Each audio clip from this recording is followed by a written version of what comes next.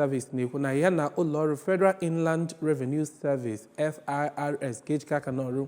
eji wee na-ezisa ozi mkpa ọ dị ụlọọrụ gọọmenti na agency ya ịdị na-akwụ ego ụtụ isi ha.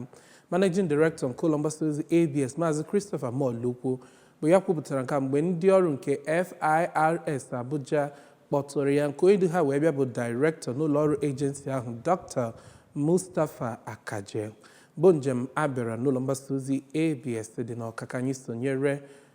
Emmanuel Okonkwo maka akụkọ ahụ n'uju. Okwu onye kọwaa na ịtụ ụtụ isi bụ nnọọ oke na ọrụ dịrị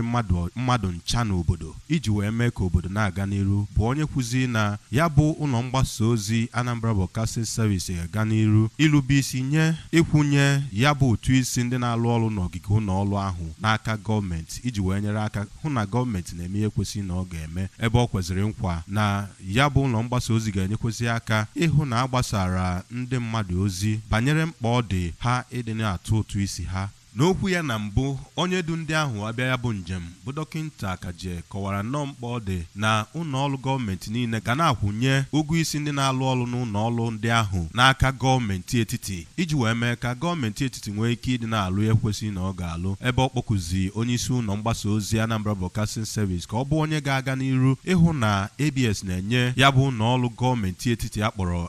FIRS aka ọkachasị n'ihe gbasara ịdị na-akwụnye ụgwọ ụtụ isi mmadụ ncha na-alụ ọrụ n'ụlọ mgbasa ozi ahụ n'aka gọọmenti etiti otu o si wee kwesịe ya nakwazi inyere aka hụ na a gbasara ozi ahụ nye ụlọ ọrụ gọọmenti niile dị na steeti a. Site n'Awka, abụ m Emmanuel Okonkwo.